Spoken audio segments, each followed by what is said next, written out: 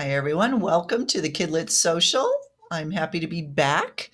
This month, August, begins our new schedule. We will be holding the Kidlit Social on the first and third Tuesday of every month going forward. That was easier than every other week because some months have five.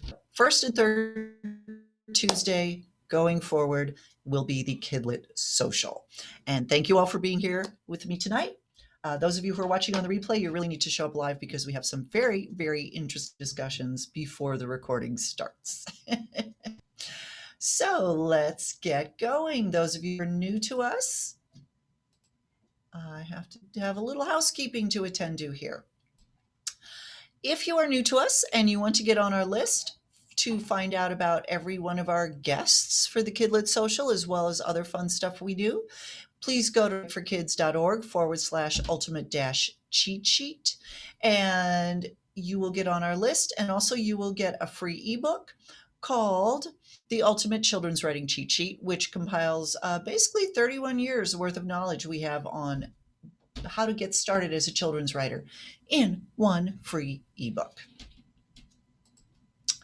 And if you are interested in subscribing to our newsletter, Children's Book Insider, which is currently in its 31st year of publication, you can go to writeforkids.org/CBI, and we have a special deal for our socialites. That's you, just $5 a month. And it's an e-newsletter. It comes to your inbox every month. About 20 pages. And you also have access to our CBI Clubhouse membership site, which has lots and lots of information from our 31 years. And each newsletter contains a special above the slush code from either an editor or an agent who gives us this code for subscribers. They can use it for 1 month to submit, and their manuscripts jump over the slush pile and get read much faster. So that's awesome. Now we get to celebrate.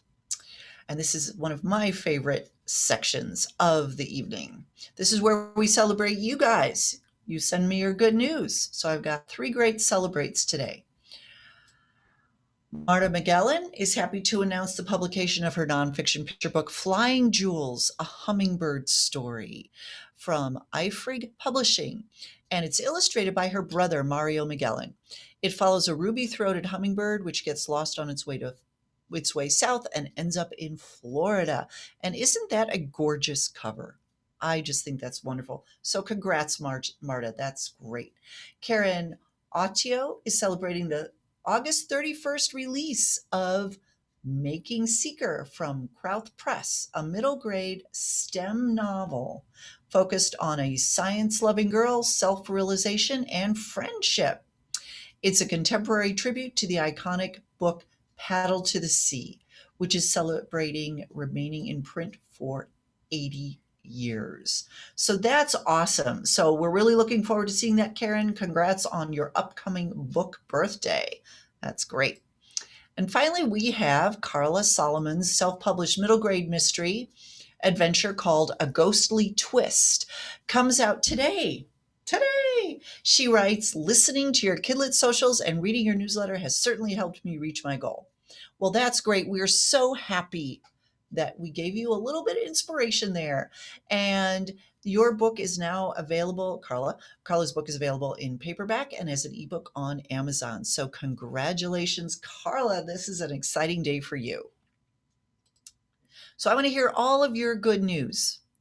You can email me, mail@writeforkids.org, and put celebrate in the subject line, and we will feature your news on a future Kidlit social. Oh, I need to change that slide. We used to call it the Kidlit Distancing Social. I need to change it. And no celebration is too small. If you found a critique partner, if you took a class that you love, if you came up with a great idea, let us know. We want to celebrate every step along your journey. And I have something to celebrate. A lot of you know that I'm involved, John and I are co-founders, partners in the Picture Book Summit online writing conference, which occurs the first Saturday of every October. This year will be our 7th Picture Book Summit. And our 2 amazing keynote speakers this year are John Klassen, one of my absolute all-time favorites, and Yuyi Morales. So 2 author illustrators who are exceptional and award-winning and amazing. And our theme this year is Discover the Story Only You Can Tell. The summit's a full-day online workshop, includes 5 workshops and an editor panel and an agent panel. And early bird registration, you can see on the slide here, is available through September 7th. So you could go to picturebooksummit.com to get more information, and I really hope to see you there because this is going to be a really, really great year.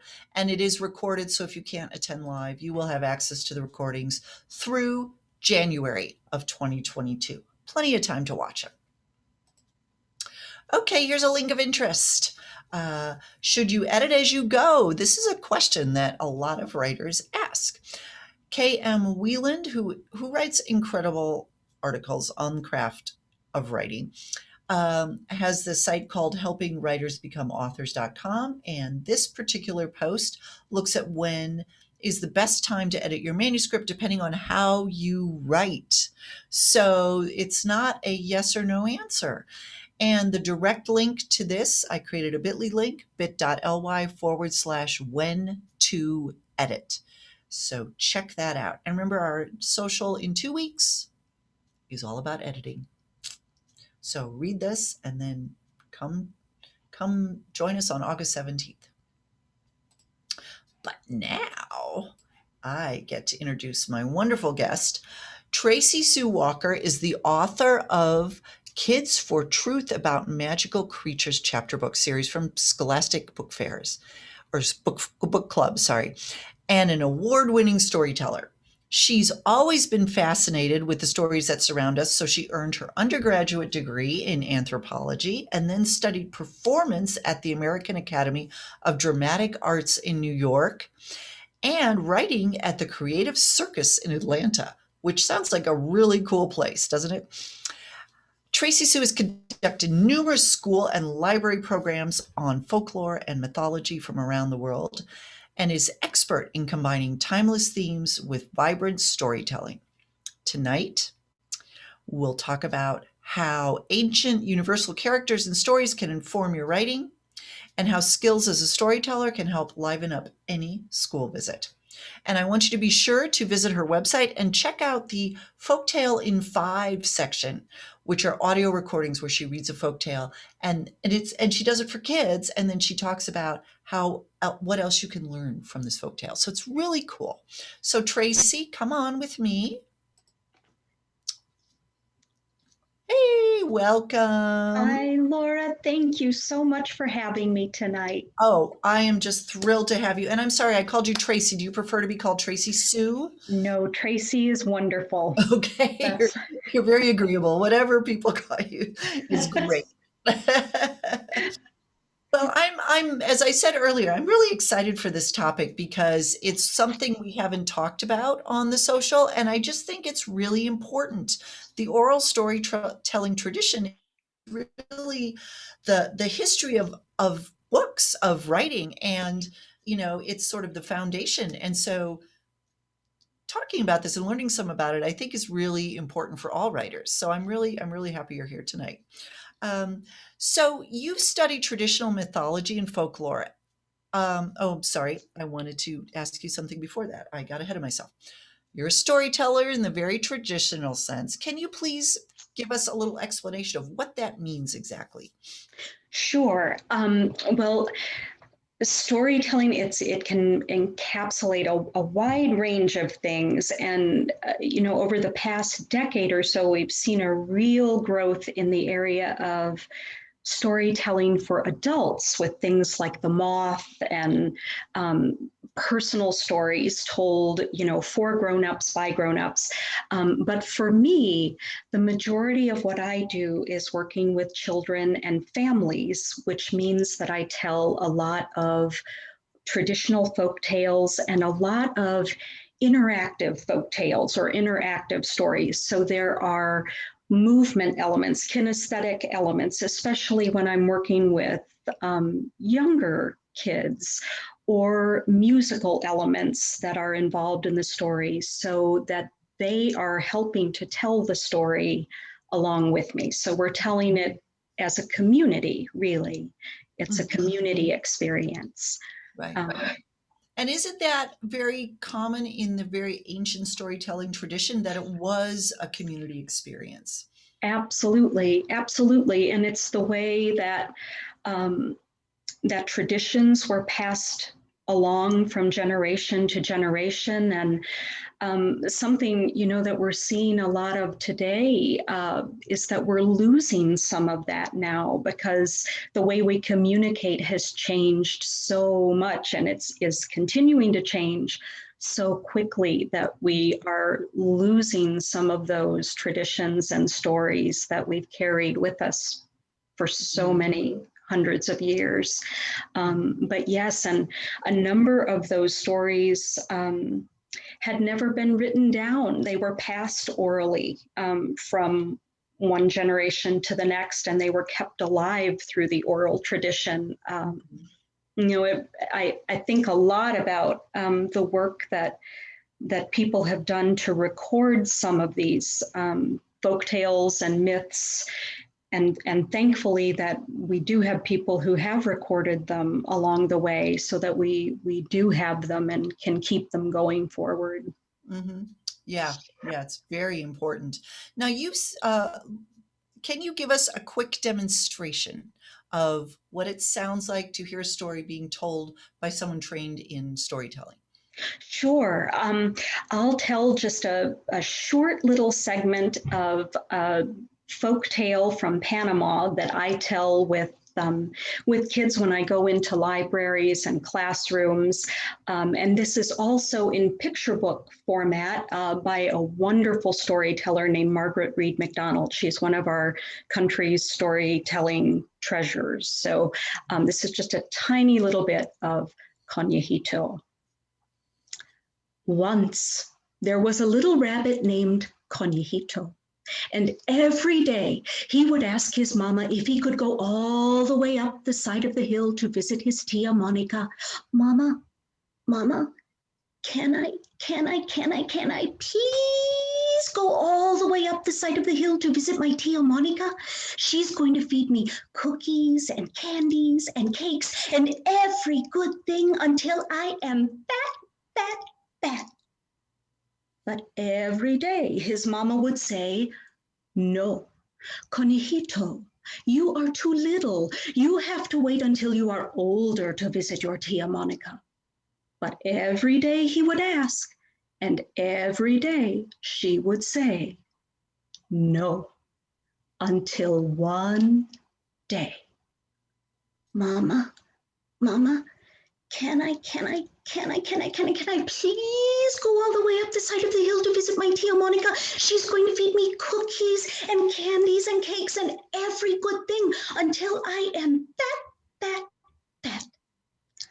Yes, Conejito, today is your birthday.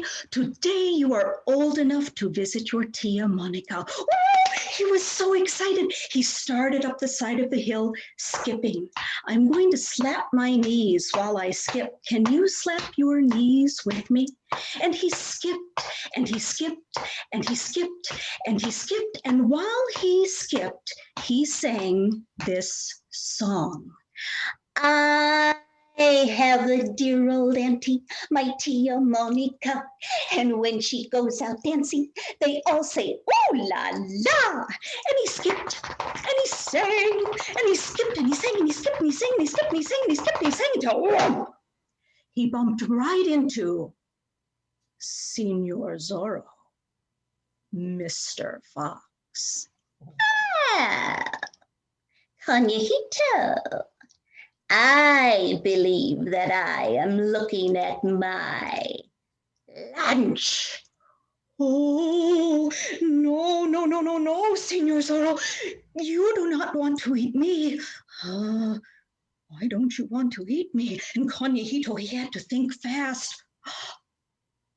You do not want to eat me because I am so Skinny, you want to wait until after I've seen my Tia Monica? Oh, my Tia Monica, she's going to feed me cookies and candies and cakes and every good thing until I am fat. Hmm, well, I suppose I'll wait. But when you come back down that hill, I am going to eat you. That's just a tiny little piece of Conejito and an example, and it's different in a virtual in a Sorry, virtual yeah, setting. and that was incredible. Sorry, my internet just froze for 1 second right at the Oh end there, no, so that's why I paused. But that was amazing. That was such a treat. I could have just listened to you for the rest of the hour, frankly. thank you, That Laura. was quite wonderful. And it must be different when you're not getting that audience feedback, when you're not in front of them. It must feel very different. It's very different, and I'm sure that's something that a lot of writers and storytellers over this past year and a half that we've all kind of experienced. It's very different when you don't have that live feedback of being in front of a live group. It sure is. It's a much different experience telling. Yes. Yes. Well, and everyone in the chat box is saying, no fear leaving us hanging. We want to know how the story ends. Makes it in the end. Oh, He, that's well, that was wonderful. And I imagine that you have very popular school visits with those skills that you have. Thank you. I really love getting to visit classrooms. That's one of my favorite things to do, getting to visit classrooms or libraries and sharing story in a community setting like that with kids and teachers. And like we were talking about earlier, sometimes for some little ones, it's the first time they've really heard oral stories like that, heard folk tales told like that. May hear Right. stories around the dinner table, which are wonderful. But for some, that's the first time that they've heard a folk tale told like that. So Mhm. Mhm. And if an author is doing school visits and reading from their own work, say, and they want to use some of these storytelling techniques, are there one or two things that you think are sort of the most important and maybe the easiest for people to learn? Is it altering the cadence of your voice? Is it your facial expression? What do you think are the sort of I, most I important? think I think those are wonderful techniques to use, and sometimes even uh, when you have time to plan and you know the age group that you're going to be in front of, or um, what specifically you'll be talking about with the kids that day. Sometimes you might even edit sections of your own work so that for when you're presenting it in a more performance mode in a classroom, you might have better flow to the piece than if you're reading word for word out of something, or like you were mentioning too, changing the cadence of your voice, adding voices if you're comfortable doing that, I think can make a huge difference. Being off book to a degree helps a lot too, and being able to make that personal connection with the kids in front of you. So even if you have your book with you, if you're so familiar with the material that being able to be off that book for chunks of it can really help to build that connection with the kids, I think. Sure. Have you ever done this type of storytelling with older kids, say upper elementary or middle school kids? I have, and usually where with the younger kids, I'll focus more on kinesthetic stories where we're all telling the story together. As I get into older age groups, I start to shift more into the listening stories, more of that. And this is something that storytellers talk a lot about, or at least here in Georgia when we have our storytelling meetings and things, is that with your older kids, bringing in those spooky elements of story are usually a great way to go with older, because you don't want them to feel. Sometimes some of those ages are tough when you get into fourth, fifth, sixth, seventh grade. They they feel like storytelling is for little kids, so you want to make sure that you're leaving them with the notion that storytelling is for everybody, and there are stories for all age groups, and a good way to do that, I think, is forming that bridge through some of our spookier stories and ghost stories. And Now, I know on your audio on your Folktale in 5, which I think is a wonderful feature of your website. And all the stories you tend to tell are very much rooted in the traditional tales, archetypes, the characters that resonate across cultures in different forms. Do you find kids get this? Does this resonate with them? Do you talk to them at all about things like archetypes and how stories translate from one culture to the next?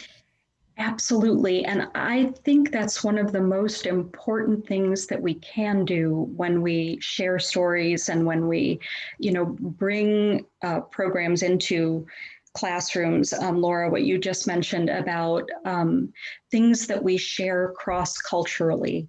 So I think while it's so important to share the story itself, sharing the story behind the story is of equal importance, and talking about the culture that the story is from. And then, especially with older kids, doing comparative work where you're looking at stories that are from halfway across the globe from one another, but that share these wonderful commonalities. And that's why I think, myth is so important too, in that you're sharing these overarching themes and human experiences that we have a lot more in common than we do differences. And so, yes, absolutely. Great. Yeah. I find young kids really find that fascinating. My son did when he was in like first, second, third grade. He was fascinated with the idea that one story could be told multiple ways depending on what culture it came from, but it had the same theme across the board. And I think that really underscores a lot of other great discussions with kids about how we have so much in common, one culture to the next. As the human race, we have commonalities. You can really use mythology and folklore as a springboard, I think, for a lot of really interesting discussions with kids. That's so true. And what you just mentioned, Laura, about using it as a springboard, it's a wonderful starting point to those discussions that go beyond story and into human relations, and how we treat one another and look at one another. Um, yeah, I think one of the greatest things, one of the greatest gifts that stories and storytelling gives us, I think, is the development of empathy. And I love, what you were mentioning about your son being so fascinated about how the themes are the same, even though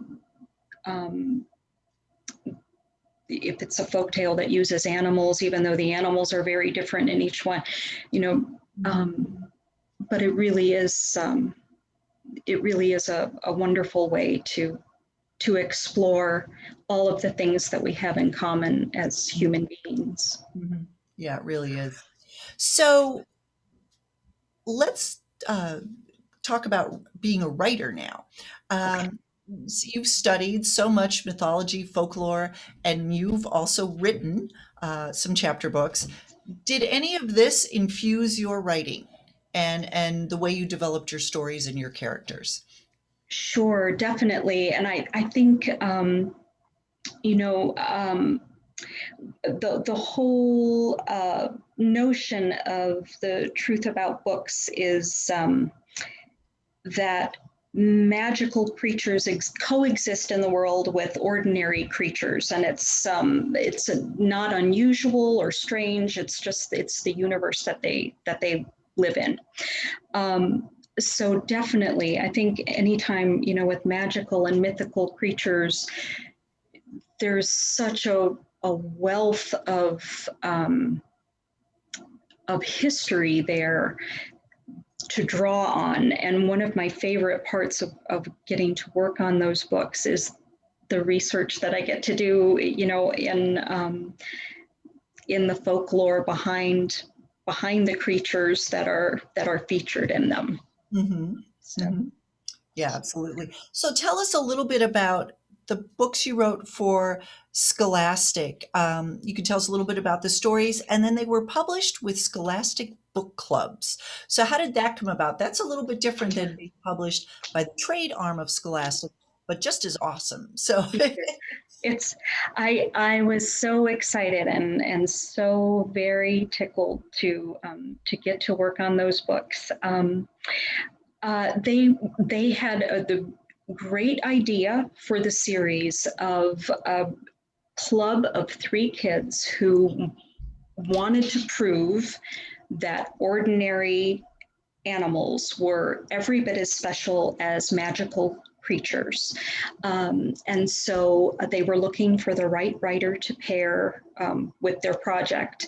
And my agent uh, asked me if it was something that I would be interested in submitting, for to see if it would be a good fit. And I jumped at that opportunity. It was right up my alley in terms of what they were looking for and what the subject matter was. And I'm so very grateful that that I'm the one who got to write them. So that's great.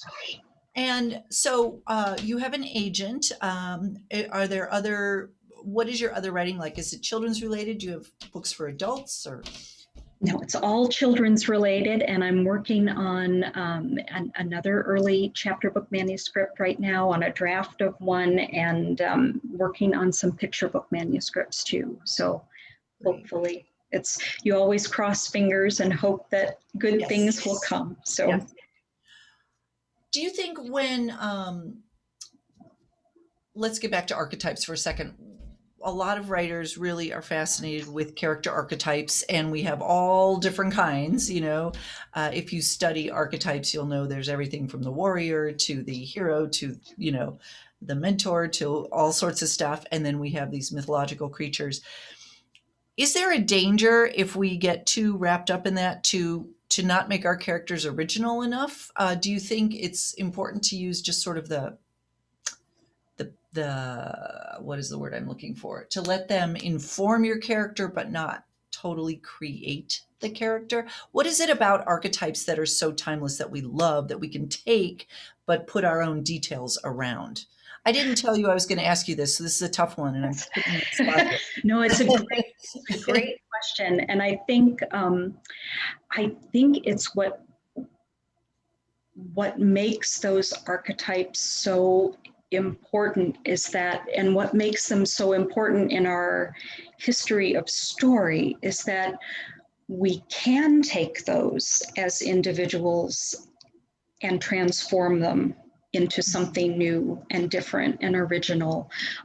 Yeah, I think it's so important to put a stamp of originality on things. And it's interesting how things morph and change too, and new archetypes that are created by people doing that, which Sure. is, how it keeps story growing and alive, Mhm. and continually changing. So, Well, and the way I understand archetypes a lot of times is each one has a very specific purpose in the story. And so you might have a mentor, for example, in archetype, and there's a reason your hero needs a mentor. And the mentor Right. shows up to give your hero some sort of gift or skill or something to help them go on with their journey. So I think what's fascinating is when you look at archetypes and you see what each purpose is, you can you can start breaking down the way these stories are constructed, and you can create your own original characters that serve the same purpose for your story. Um, but just sort of seeing, well, how did this archetype appear here and then move the story forward in a direction? Maybe they caused problems for your narrator. Maybe they helped.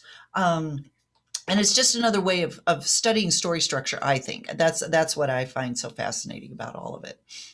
Absolutely. I agree. And I think yeah, I think once there's an understanding of that structure there, um, then you are free to play with the elements and like you were saying, plug them into the Mhm. spaces they need to be in order to keep that structure and make that story structure Mhm. work.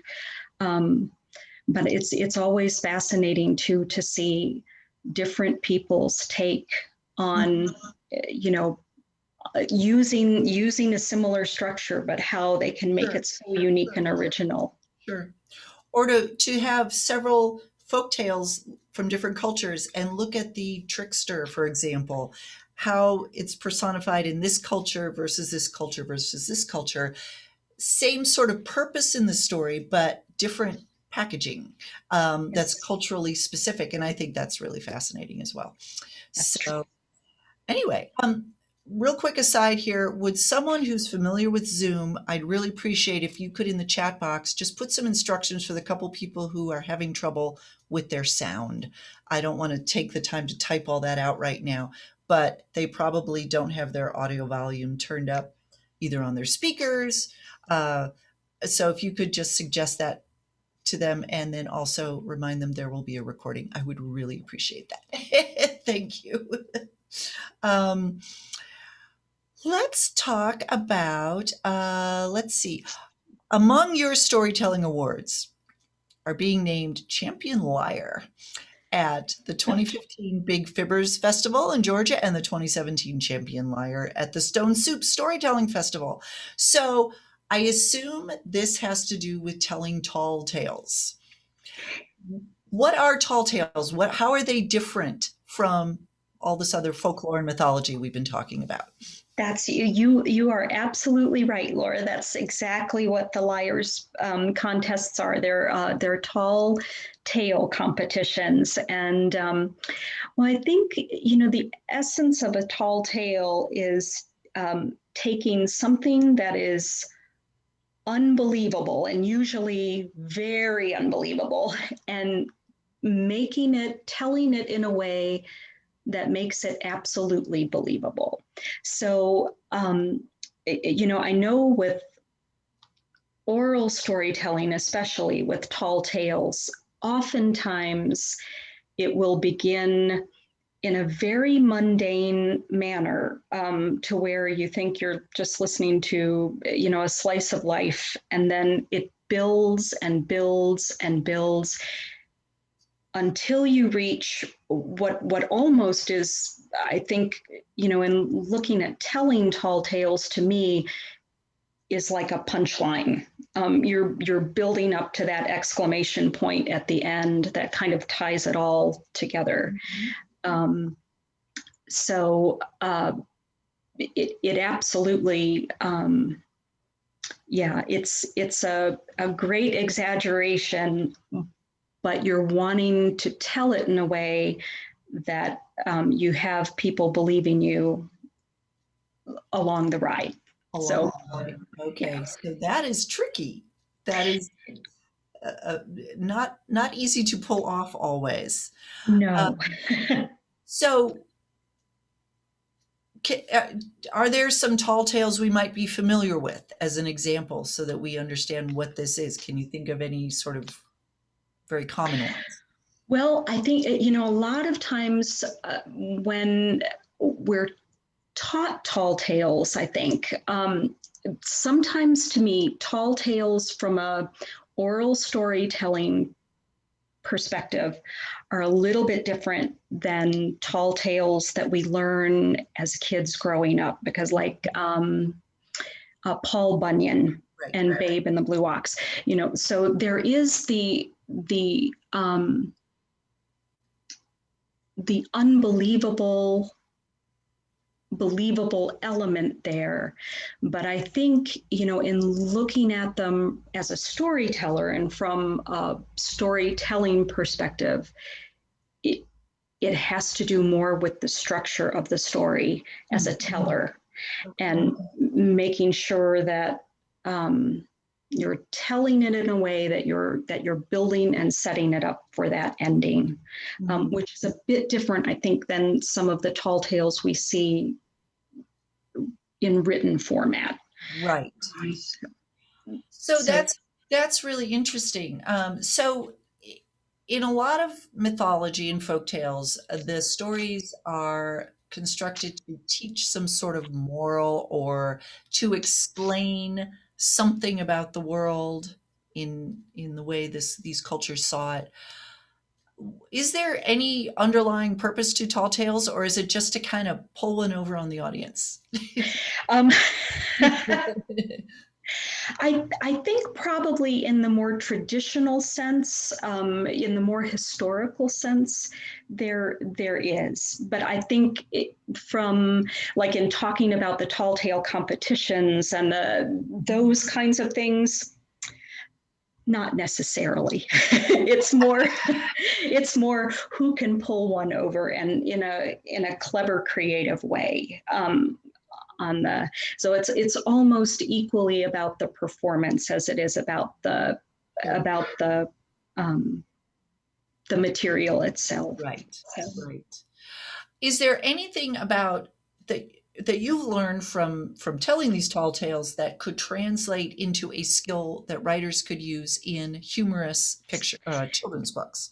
Absolutely. And I think about that a lot because so much of it involves pacing and timing and how you structure things. And, so whether you're pacing, whether you're looking at a chapter of a book or whether you're looking at an entire book, how you are setting that journey up for the end of the chapter or the end of the book. But yeah, timing is so integral. I think, especially in tall tales, and in looking at humor and writing, it absolutely is. One word in a sentence can make a difference as to whether the humor works or doesn't. And that's something that I think oral storytelling helps a lot with. I know, Laura, and when we were emailing together and you had mentioned, are there, would there be benefits to authors to, consider storytelling for their author presentations and classrooms? And that is something that I think oral storytelling is wonderful for, is that you really have to focus so carefully on your rhythm, your pace, your timing, that it influences your writing as well. I know it's helped me a lot in my writing, the fact that I tell stories orally. A lot of times I write out loud. I will speak a scene or dialogue first before I put pen to paper or before I type. One serves the other really nicely, I think. So, Yeah, I imagine it would, because even if you are reading a novel, at least for me, I am hearing it in my head as if I'm reading it out loud, but I'm reading silently. So you hearing it out loud as the writer is certainly going to help.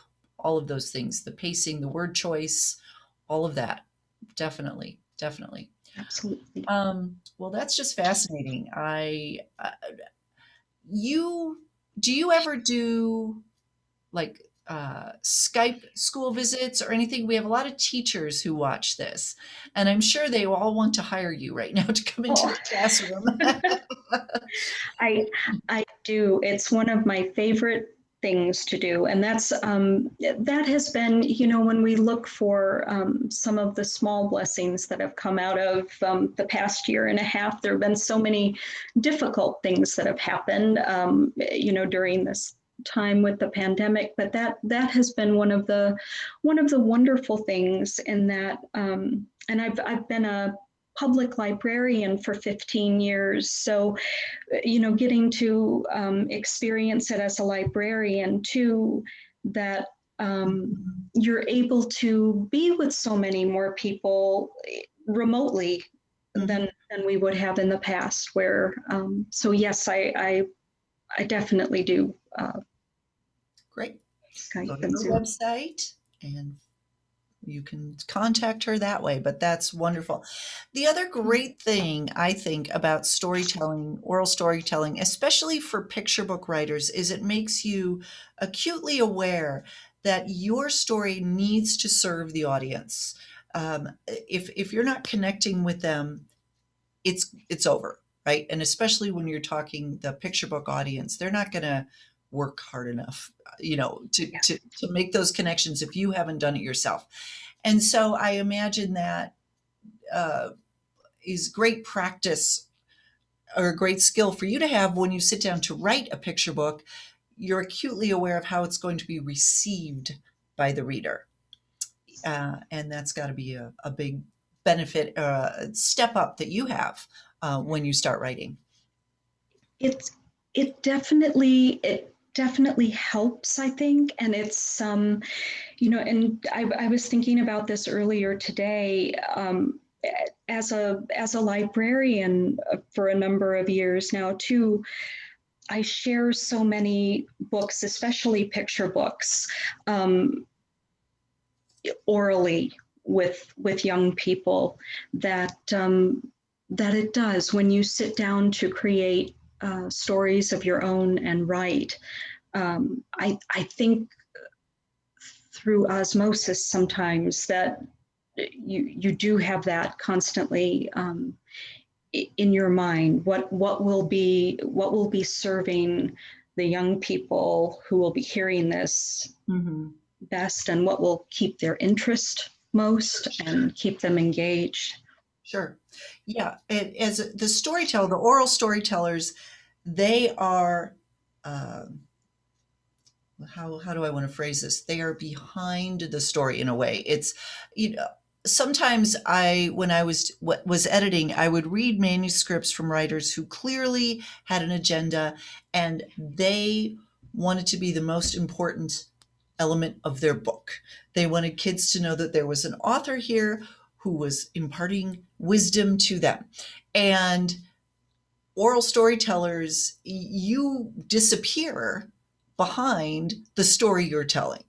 And that's really what writers need to do as well. And so, again, I think it's just a great example. And I think even if, as writers, we don't become oral storytellers, just observing that, seeing performances like what you just gave us, gives us an idea of how to disappear as the author and let the story and the characters serve the reader. Yeah. Definitely. Okay. Great. Well, let's get to some questions here. Uh, so, do you think, Chris asked, that there is an interest in the publishing field right now for traditional folk tales? Have you noticed a market for that, or have you been looking at that? That's a great question. And you know, right now it would seem there is a publishing house here in Atlanta, August House Publishers, and they publish a great deal of what they publish are folk tales or versions of folk tales and things, but to be honest, it's rarer, I think, to see folk tales in a lot of the picture books currently coming out. This unless it's a version of it that's so new and different that it kind of, but I think if we're just thinking about, in a very traditional sense of a picture book, that's a folk tale. I don't know that there's a tremendous amount right now that we see coming out. Laura, do you have thoughts on that Yeah, too? I think you are right. I think when I started in publishing back in the mid 80s, there was a huge push for folk tales and fairy tales from other cultures. It was the very beginning of the sort of multicultural diversity push that we see now. And they started with, we need folk tales from cultures, especially ones we've never heard of, new stories. And that was huge. And then I think the market got a little saturated. And now what publishers, I think, as you said, they tend to be either very, very original retellings. So maybe humorous retellings. Josh Funk does that a lot with his picture books, where he'll take Goldilocks and the Three Bears, the Red Riding Hood, and he retells it in a very funny, sort of fractured fairy tale way. Yes. Or use them as the basis for, say, a novel, but it's just the folk tale or the fairy tale inspires the story, but maybe the story's set in present day and very different characters, but there's just an underlying plot thread that you can tell kind of was inspired by this folk tale. So that's what I think is most in demand right now. It doesn't mean the pendulum won't swing back. It certainly could. And I also think if you find a folk tale or fairy tale that's very unique, that hasn't been published 100 times already, and you retell it in a way that's very unique to you, there will be a market for it. So one of the questions we had here was,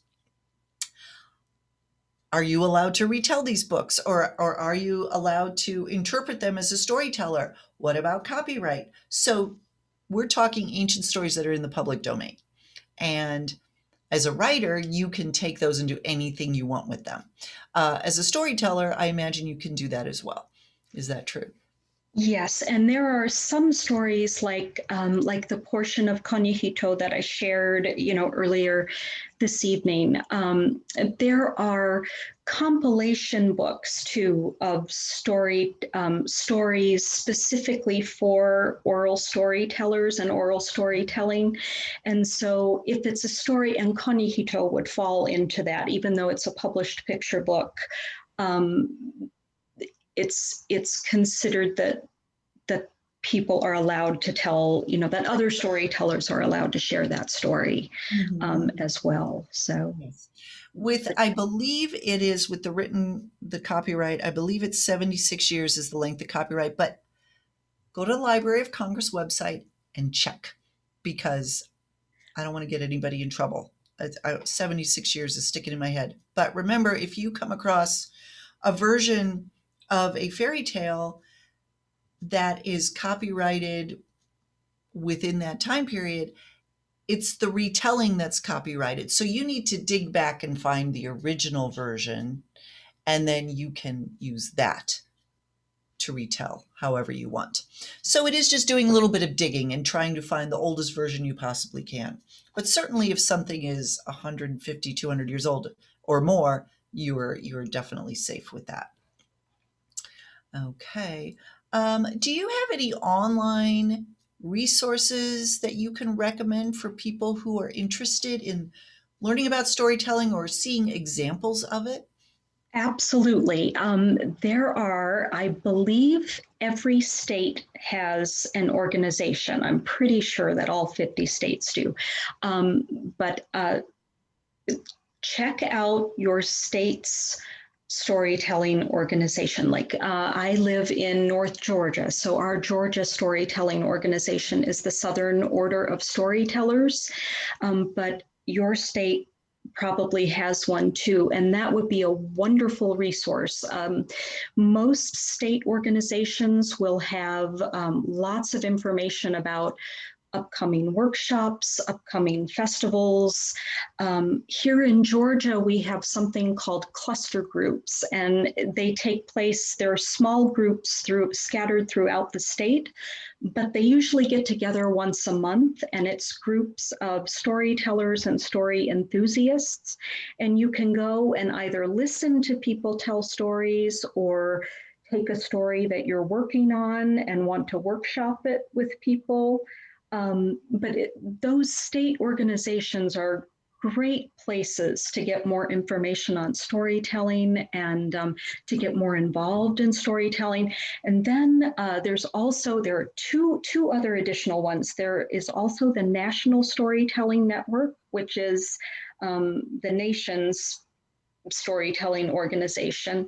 And they have a conference that they hold once a year that has terrific workshops that you can attend given by some of our country's best storytellers. And it's a terrific organization as well. And a part of NSN is the Youth Educators and Storytellers. They call themselves YES.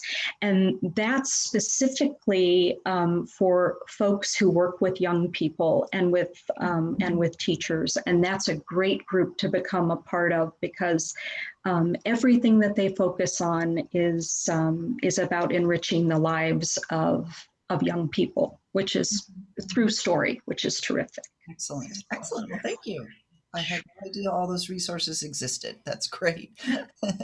And just going to a festival, I mean, hopefully those will all come back. You know, obviously everything's been put on hold for a couple years, but how fun. I mean, is it you just get to watch storytellers all day? Is that pretty much what you get to do at these festivals? Yes, very much so. It's wonderful. And actually, I just saw from the chat pop up, there is the National Association of Black Storytellers as well. And that's a fantastic organization. And so I just wanted to mention that also. Yes, and in fact, the National Storytelling Festival is in Jonesboro, Tennessee, every year. And if you've never been, it is a wonderful experience. Yeah, they have enormous tents that seat 1,000 to 1,500 people under each tent. And it is several days that is just from morning until late at night that are some of our country's best storytellers. And so you can go from one to the next all day long. And it's a great experience. Wow. I am definitely going to watch out for something in my area like that. That sounds amazing. So we have another question here. Do you memorize the stories that you tell, or can you ever read from a book? When I do storytelling programs, I usually do not have book in hand when I do that. Now, if I'm doing an author visit, I definitely read from my books. But for storytelling, and especially like with folk tales, it's all memorized. So, and I have a good friend who says that a story isn't really yours until you've told it 100 times. And I think there's a lot of truth to that, because when you've told it a number of times, it really becomes like a second skin, and you can start to have fun with that story and put little changes here and there, and have, seeing how the audience is reacting, you can, have some fun within the story that way. So, Right. But no, mostly all memorized. So. Okay. And did you ever have performance anxiety when you started this? Still do sometimes. I think those nerves are good though. I think when the nerves aren't there, that's when you worry a little bit. Yeah, it's good to have a few butterflies in your stomach, but definitely, and that's another thing that, like those smaller cluster groups that I was talking about that we have here in Georgia, that's another wonderful way to dip your little toe into the storytelling pond too, because you're in very small safe spaces, and to try something if you've never done it before, and a good place to try new things and practice. And so Right. sure, I think it's normal to be a little nervous, especially if it's brand new to you, but the fun quickly overtakes that. So Mhm. Yeah, yeah, good. We've had a couple questions along these lines. I'm sure you're aware of in publishing, there is a real push right now to have um, stories from different cultures being told by authors of that culture. yes, Um, for the most part, we're still seeing exceptions to this rule, but in general, do you find that that is also true with storytellers, or is there more leeway there? I think so. You have to be very respectful, and I think it's always best to find out if it's a story that's not from your own culture. Like for example, if it's a story, from where I live in North Georgia, from the Cherokee, is that a story that they are comfortable with people who are not of Cherokee descent, sharing, or would they prefer that be a story that is only told by those with Mhm. Cherokee descent? So I think it's so important that we're respectful of cultures, and not tell those stories if people would prefer they only be told by. Mhm. True. And how would you find this out? Just your basic research, going online, seeing what people are talking about, bloggers, writers, people from that culture. Yes, Mhm. and I think if like to go through um, organizations too, Mhm. if you can, Sure.